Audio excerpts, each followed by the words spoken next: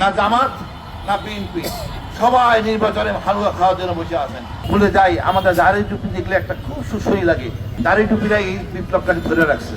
এই জঙ্গি কার্ড আর খেলবেন না, আবার শুরু করছেন জঙ্গি কার্ড খেলা। জিজ্ঞেস করবেন, বাসাটাকে জিজ্ঞেস করবেন, ভেলানাকে জিজ্ঞেস করবেন, সাংবাদিক ভাইকে জিজ্ঞেস করবেন, এটা যে হওয়ার কথা ছিল, কিন্তু আপনি করছেন ঠিক উল্টাটা। আপনি যেমনটা চিন্তা করেন ইউরোপের মতো এই দেশ চলবে, আমরা আসলে এরকম চলে অভ্যস্ত না, আমাদের সময় লাগবে।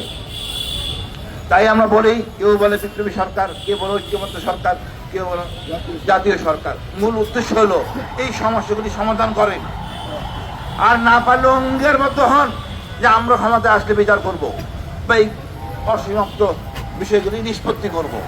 এই অঙ্গীকারটা আমরা চাই, সেটাও আমরা পাচ্ছি না। না জামাত না বিএনপি, সবাই নির্বাচনে হালুয়া খাওয়ার জন্য বসে আছেন। নির্লজ্জ অবস্থা একটা। আপনি একটা কাজ করতেন, এত হাজার হাজার কোটি টাকা বিদেশে পাচার হয়েছে, পাচার আইনটা কার্যকর করতেন, আমরা সবাই খুশি হইতাম।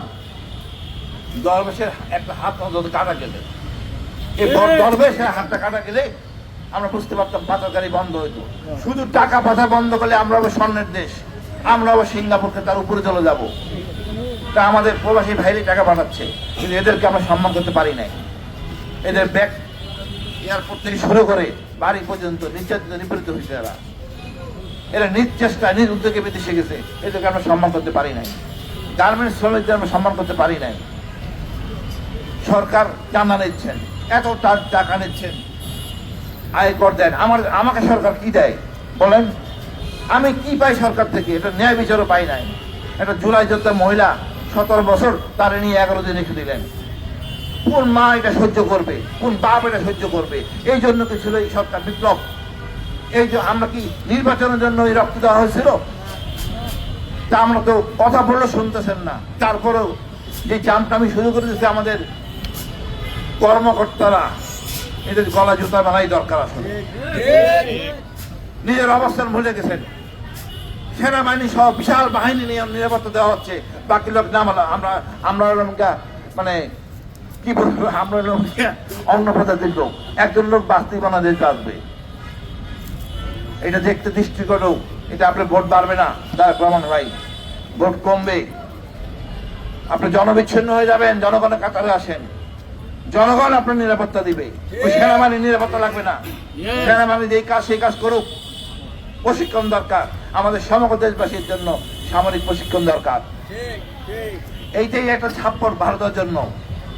এরকম সিদ্ধান্ত নেন, সীমান্তের লোকদেরকে প্রশিক্ষিত করেন।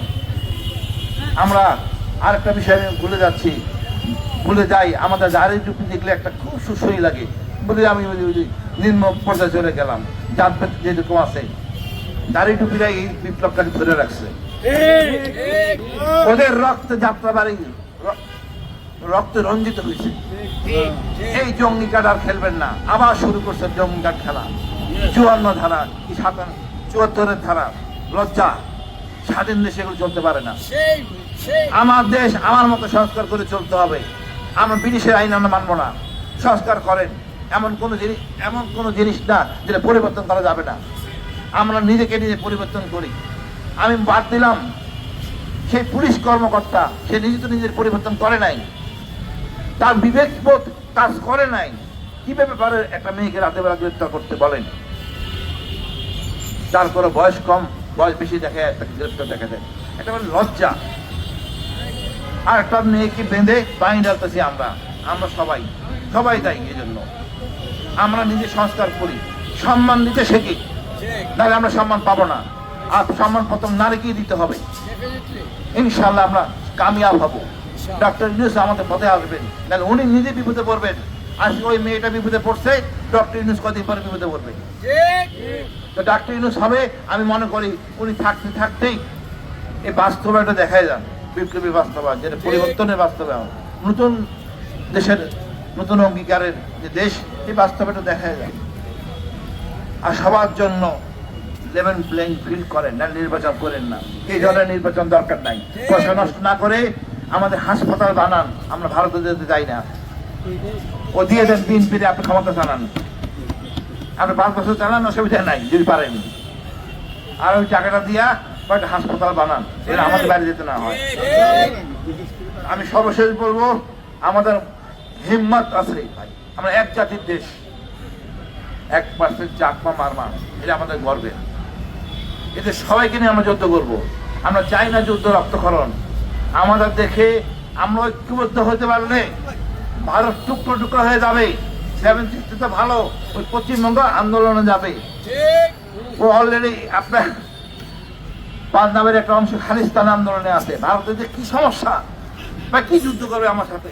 ও না পাকিস্তান ফ্রন্ট ছাড়তে পারবে, না চীনের ফ্রন্ট ছাড়তে পারবে, না নিজ দেশের সমস্যা সামলাইতে পারবে। আপনি তার কাটে বেড়া, ওটা তো আমরা কাইটা ভিতরে ঢুকে যাবো। ওরা নিজেরাই নিয়ে নেবে, আপন করে নেবে সবকিছু। আমাদের বৃহত্তর বাংলায় চলে যাব। বাড়াবাড়ি করে আমাদেরকে বাধ্য করবেন না অশালীন কথাবার্তা বলতে। আমরা অনেক ধৈর্য ধরছি। শেষ বেলায় আপনি মোস্তাফিজ ক্রিকেট খেলার এইখানে নাক গলালেন। আপনারা কতবার হিন্দুত্ববাদী নগ্ন পরিষ্কার হয়ে গেছে বিশ্বের কাছে। অন্তত কেউ না চিনলেও ট্রাম চিনতে পারছে। ধন্যবাদ। বাংলাদেশ দ্বিতীয় হোক। আমরা আসল আল্লাহ দেখি নতুন প্রজন্মের বাংলাদেশ। নিত্য নতুন নিউজ আপডেট পেতে লাইক, কমেন্টে এবং শেয়ার করে রোজ খবরের সাথেই থাকুন।